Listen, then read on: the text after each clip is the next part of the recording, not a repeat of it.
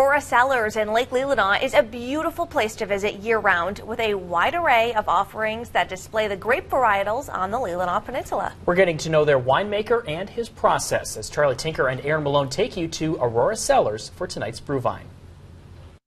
I actually bought this place in 2014, and the concept behind it was to be able to work with the estate vineyard and work with vineyards around in the area. Drew Perry loves the process of making wine and the unique opportunities winemaking on Leelanau Peninsula provides. Given where we are in our environment, it gets pretty cold in most regions around this parallel, but because we have the lakes retaining a lot of heat energy, it keeps us from getting quite as cold as other regions. Aurora Cellars offers an extensive array of wines from dry and sweet to still or bubbly.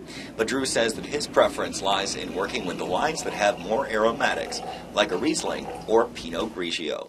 As opposed to big-bodied Chardonnays or big blown-out Cab Sauves. What we're dealing with is delicate red wines like Pinot Noir. We're dealing with a lot of Rieslings that are all aromatic focused. Even though we're capable of doing those things, we want to focus on what we do well in a cool climate. When it comes down to it, for Drew, it's a mix of science and art. It's sort of a scientific art.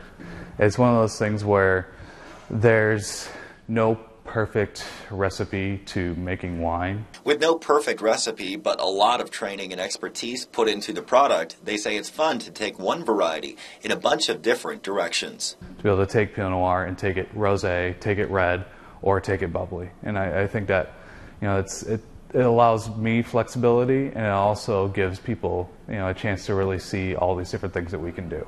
As much as winemakers may want to shape a wine, it's still up to the whims of the fruit, which Drew says is part of the joy and the challenge.